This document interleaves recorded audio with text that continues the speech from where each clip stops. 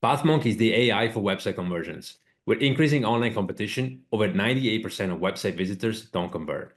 The ability to successfully show your value proposition and support visitors in the buying journey separates you from the competition online. Pathmonk qualifies and converts leads on your website by figuring out where they are in the buying journey and influencing them in key decision moments with relevant micro experiences like case studies, intro videos, and much more. Stay relevant to your visitors and increase conversions by 50% by adding Pathmonk to your website in seconds, letting the artificial intelligence do all the work, and increase conversions by 50% while you keep doing marketing as usual.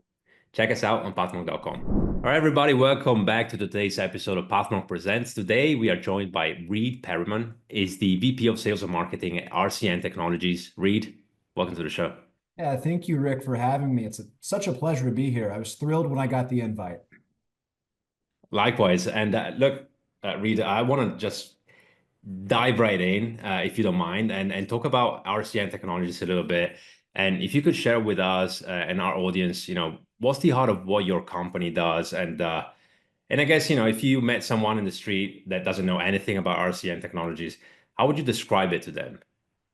Absolutely. Rick, it's always a loaded question, right? But as VP of Sales and Marketing, I got to have the pitch down. So I always tell people if someone doesn't know who we are or what we do, that we are in the 5G myth busting business, right? And I'm going to explain that. So in United States, at least, you're going to see a lot of marketing myth from Verizon and T-Mobile and AT&T, the big telco wireless carriers, right? And they're all going to say that, hey, I've got the best coverage, I've got the best network. You can expect to see these speeds, whether on a mobile phone or on a business internet router. So what we do is we actually consult with customers that have issues with traditional wired internet connections, driving whatever result they need.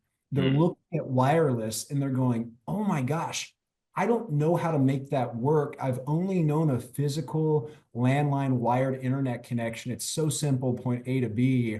When I think of wireless, it feels icky to me. It feels like black magic. In all my research, this carrier says one thing, what choice do I make? Right. So we help kind of cut through that marketing mist and lead customers to actually establish beneficial wireless internet connectivity results. So a good example to drive it home. I'm a big coffee guy, right? It's almost a mm. ritual for me going to work at least one time a week. That's as many times as my wife wants me to stop and get the $10 coffee. But a couple of weeks ago, I remember stopping in 7:15 in the morning, so excited. I'm tired. I'm a new dad, so I wanted that cup of Joe, right? Well, their internet was down, and they have a traditional wired connection. Their internet was down, which meant they couldn't accept credit cards. And who carries cash these days? So there was a Mm. long line, and everyone had to either wait it out, pay cash, or be turned away. That was a really negative experience for me.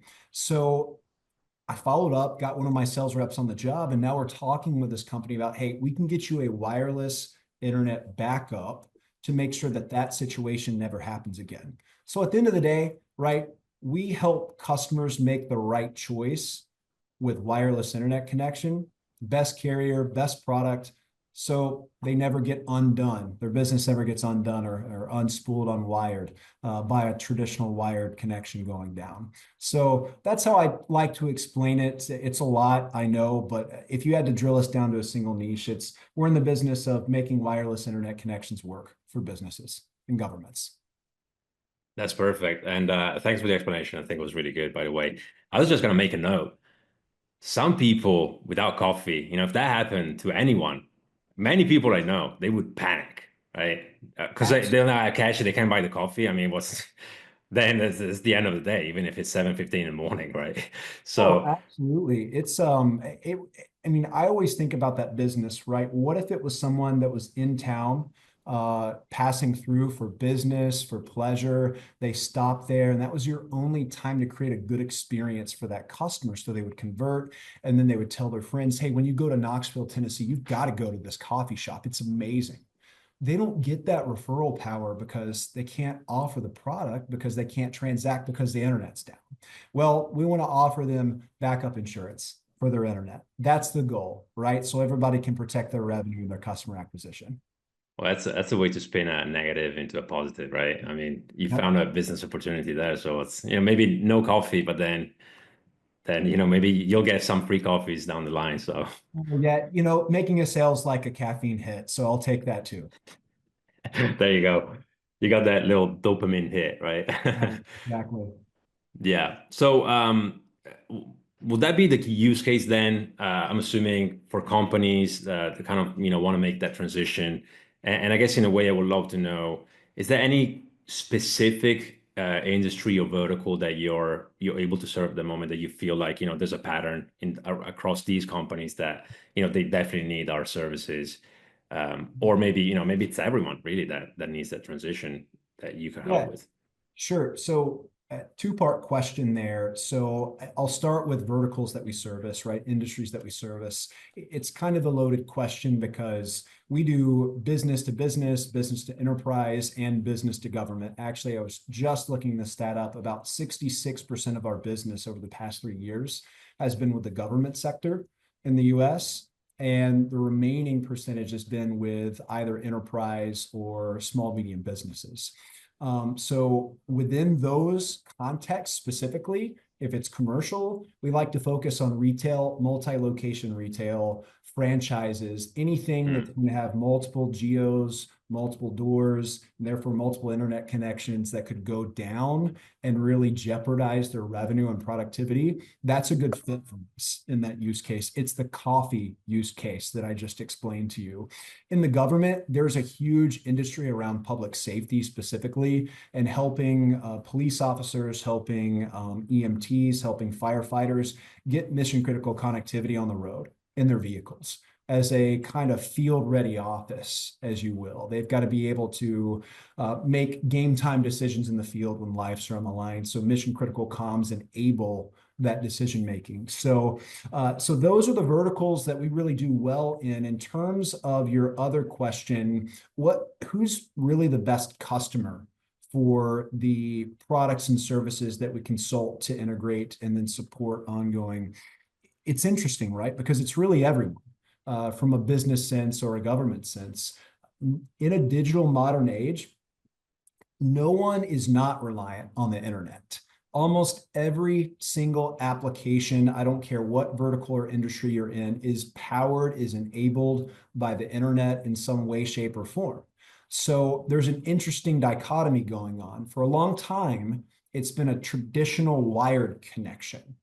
Well, that wired connection is limited by geography and terrain. It's limited by its physical, constraints, right? If construction is going on and that wire gets cut, then the internet goes down. And sometimes, depending on how the network is architected, it could cause a serious outage downstream from that line Mm. for multiple businesses or residences.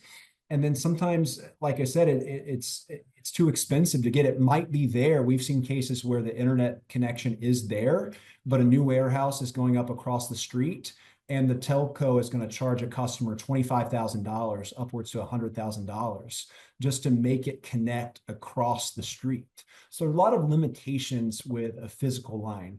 Wireless is everywhere. And then when you consider emerging products in SATCOM like Starlink, truly you can connect anywhere on the globe where you can receive a cellular wireless connection or a satellite connection.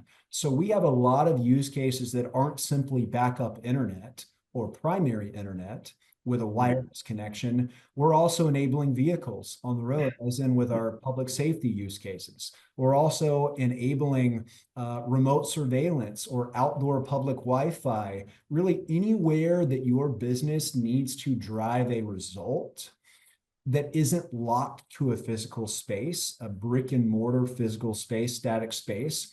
We enable those applications. And because with wireless, there are so many variables in terms of what's physics at the end of the day, right? So it's all Mm. radio frequency, it's all physics. We help consult customers not only, okay, if your wireless router, your wireless internet, that's your engine to drive the result you need, well, then you've got to get the fuel, which is the signal, to that engine to drive the result. We do that. We specialize in that. We simplify it for folks so they can make the best choices and connect beyond. Truly, no limitations. So big answer, but you asked use case. It's anywhere we can make wireless work, which is most anywhere these days.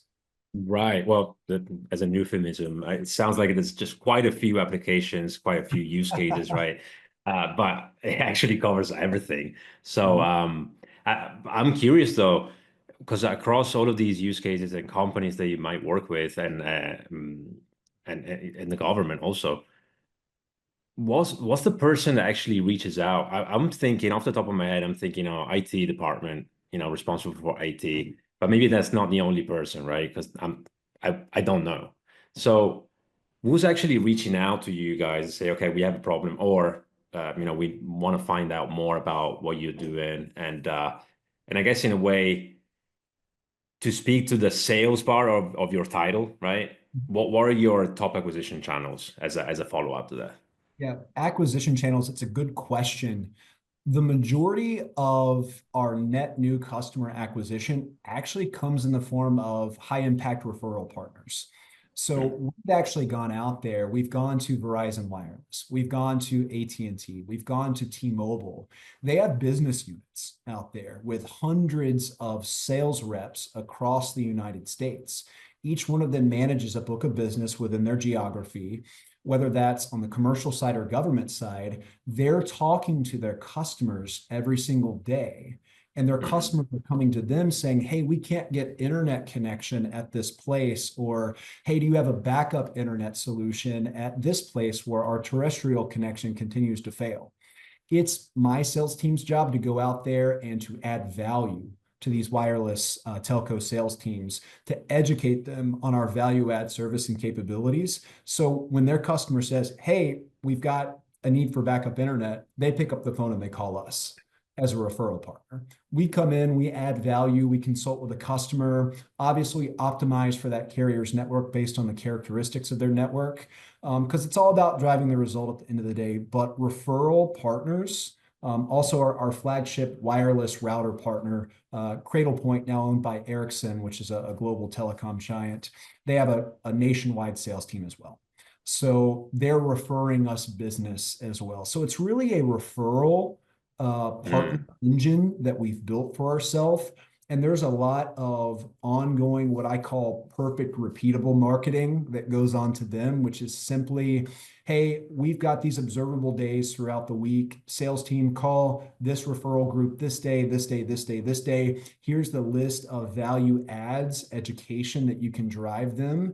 And remember, it's all about how you're helping them hit their quota. So that's value to them. So that's the first thing. Otherwise, we are starting to invest more in our website, Rick. If you look at our website, it's great. I won't say that I'm the most proud of our website. I was chatting with you before we started this recording that I've spent more of my time in sales and Hmm. in the past year have had marketing report to me. So I'm learning a lot. I'm having a lot of conversation with my team. I'm consuming podcasts like this one. You guys have a lot of really competent marketers on the podcast, and we're kind of mapping out that more strategic marketing path, tune up the website, but they've been ramping up recently. We just implemented an SEO strategy for the first time. Crazy 2025 SEO strategy, right? We're just now getting to it. But for us, that's a big unlock in our marketing journey. We're starting to see more traffic and more conversions on our site because of it. So those are the main two That's avenues awesome. I would say today. Well, it's good to know that, referral is still going strong. I don't, I was surprised initially, but not anymore by speaking to many marketers out there. And, they mentioning, especially when it comes to professional services, law firms or doctors.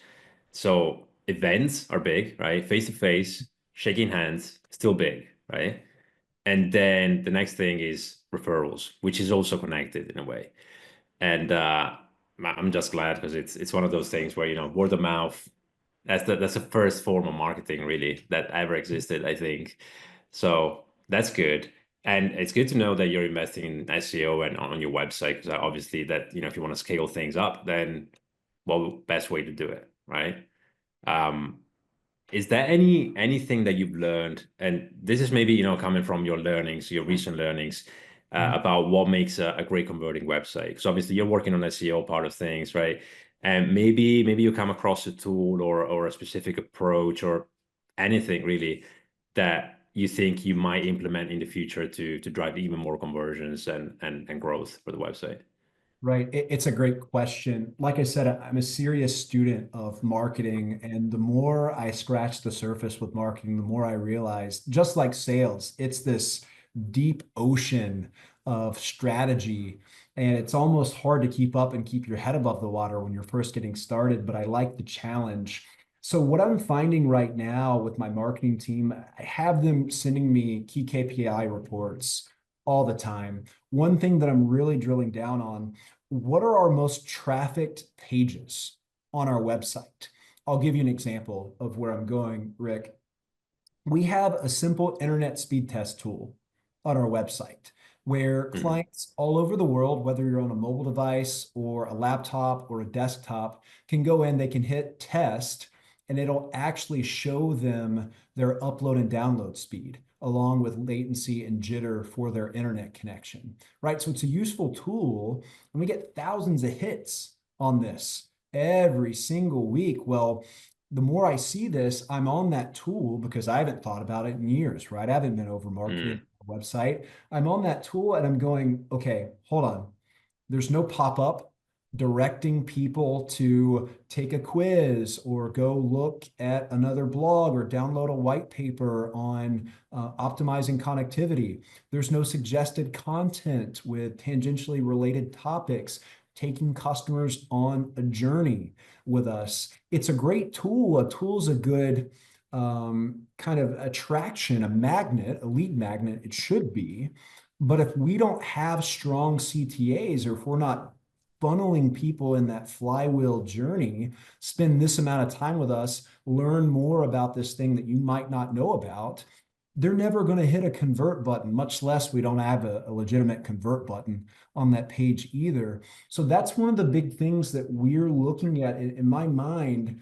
We need to take our highest trafficked pages and we need to thoughtfully put together tools, conversion tools, and content that are designed to get customers, whether you're thinking about it from a traditional funnel marketing approach or a flywheel marketing approach. I don't care. They need to go on and be educated and become aware. You came here to test your internet connection. Chances are it's because your internet connection might not be what you want it to be right now. So let's give you some additional education to get you to convert. Lastly, I'll say that I'm really big on developing quizzes right now. So whether that's product-based quizzes, whether that's state of play based quizzes. So imagine for our business at RCN, somebody comes to our speed test and they do the speed test, they see their results, and then a pop-up blinks, hey, dissatisfied with your internet speed, take the quiz to see if you are in need of a new solution, right? And it's Mhm. just 7, 10, 15 quick questions that they can rattle off. And it gives my sales team an entire discovery script to go on. And we train the sales team to call within 5 to 10 minutes of getting that Mm. inbound. So that to me, we can work with something that gives them a percentage that says, hey, you're this percent happy. And if they're 60% happy, in my mind, that's suboptimal. I'm looking for 80% plus. So now I have a 40% margin of unhappiness that I get to solve for as a business with a prospective client. So that's one thing that I'm thinking a lot lately in terms of high yield conversion on our website. How can we create more tools like the speed test that are magnets? And then how can we supplement with content that takes them on a journey and ultimately gives my sales team some kind of blueprint that they can leverage to achieve a result, put the customer in a better end state than when they came to us. Yeah, that's brilliant. I especially like the part about what you just mentioned on it reminds me of the net promoter score, right? So Mhm. if it's an A plus, then we're going towards the right direction. But anything below that, 7.5, 7 and below, there's some work to do, right? I, And you're kind of directing people to a solution for that problem. Obviously, in context, it will be you guys, but I agree that quizzes are a quick and easy kind of way to help converting more people on the website. And when it comes to conversion tools, obviously, I'm biased, but we know a thing or two about that. Right. But so it sounds to me like you're on top of things when it comes to studying and, uh, just really keeping up to date with ever evolving marketing trends and ways of converting more people. So I'm sure that's part of your day, right? Mhm. And I want to switch gears for a second here and maybe go into you as a leader, talk about you as a leader. So what does your day look like on any given day? Because obviously sales and marketing, that they're both big, right? I mean, handling both, it's quite a task. So beside learning, which I'm sure is part of your day every day, what other things do you do to lead your team to success? Sure. Rick, it's a great question. And I joke with people all the time that I run schizophrenic almost every other day because between everybody reporting into my org on the marketing side and on the sales side, sometimes it's hard to keep up with all of the initiatives that we've got going on. I work for an amazing entrepreneur that is really he took me in when I wasn't qualified right out of college. I started as a sales rep and he's taught me everything I know about business and he created a path for me to be a VP right out of Mm, college. It took 8 years, but here I am. So I work for an amazing man. He's such an idea guy, and that's rubbed off on me. I'm such an idea guy that it can be also hard to say, okay, let's stop ideating, let's start executing on ideas. So a big part of my day is spent um, ideating. Hey, what do we need to continue staying in front of the market curve? Continue being relevant to our customers, be relevant to our partners. From there, I try to sit down with all of my leaders, whether they're a director level or a manager level, and I spend a lot of time coaching them. Hey, I need you focused on the next 90 days of our business. If you focus on executing these key plans, initiatives, go to market strategies, vertical focus campaigns over the next 90 days, then that's going to fill up our sales funnel. And we're going to be able to competently work that funnel based on some historical modeling we've done. And that should equate to this amount of revenue. Now, it's not always that clean, but in theory, this is going to work. So I spend a lot of time coaching. In context of my VP role, I'm at a level where I have to look at this point, right? It's near the end of Q1. I've got to look at mm, year in Q2, Q3, and Q4. I have to look that far down the road and say, okay, what do we need to implement or get ready for at that point? And then hand to my directors, which are my implementers, my integrators, and say, go do this because that's going to keep filling that funnel. It's going to keep bringing opportunity to our doorstep. And then we're going to continue closing that, obviously, to hit our revenue goals. So that's kind of my day to day. I'll tell you, Rick, it's very difficult sometimes because since I grew from a sales rep and then a mm. sales manager and then a sales director, I was so used to doing a lot of the integration work and then just being in the trenches and an individual contributor. It's very hard to get to a VP level sometimes and go, no, no, no. Your job is to work on the business now, not Right. just be in the business. So it can feel a little bit dizzying there, but I'm getting better and better at that. And like I said, I'm a big ideation guy. So I just try to spend as much time with my directors, giving them the tools they need to succeed, giving them ideas, making sure those ideas are well-rounded and executable. And then I know at the end of the day that if I spend 8 to 10 hours a week coaching my team, my direct team, that they're going to be an extension of myself, right? They're going to go out there and I can trust them to competently and confidently execute on the business. So that's usually what my week to week looks like. But yeah, sometimes I run schizophrenic. It's tough with every different thing I've got to pivot and look at on a day-to-day basis. I can only imagine. I mean, it sounds like a lot, to be honest. But Sure. do you ever get the itch of, to maybe grab the phone and show the team how it's done? Or So I was just joking with my sales manager, Tony, about that. we were in a one-on-one, one of those coaching one-on-ones, and I was telling him, gosh, every single time I'm on a call, I have to resist with every bone in my body, not to just take over the call and show them how it's done and have to weigh those scales, right? Hey, this could be a good teaching moment for the sales team to learn how it's done, or I can just let them flail out there. I can let them, and failure's the best teacher, right?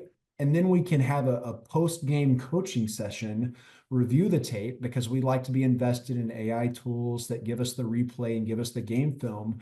But it's always a balance, right? Usually that linchpin is, hey, how big is the prospective opportunity or Right.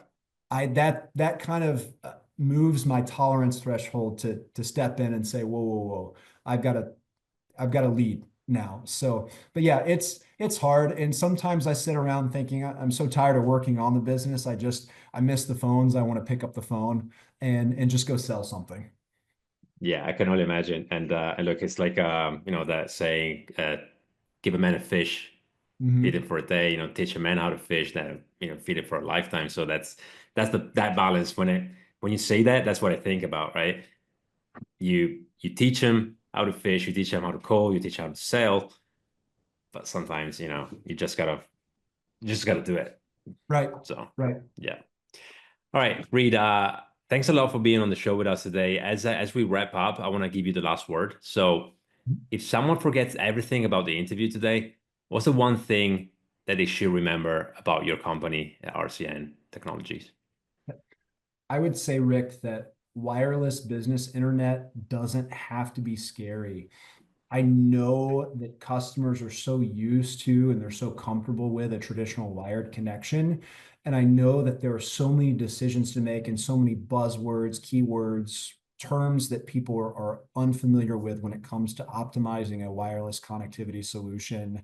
You don't have to be afraid. That's what RCN Technologies is for. We are the wireless WAN enablement experts. We'll cut through the marketing myths. We'll help you select the best product for the result that you're trying to drive. And we can even integrate and support it for you ongoing into the future. So that's what I'd have people take away about our business. Perfect. And if someone wants to check you guys out, where should they go? www.rcn, that's Romeo Charlie Nancy, technologies.com. They can go see Perfect. there. Yep. Amazing. All right, Reed, thanks again. And we hope to see you again on the show soon. And wish you a great day. Yep. You too, Rick. I appreciate it. Thank you. Bye, everyone.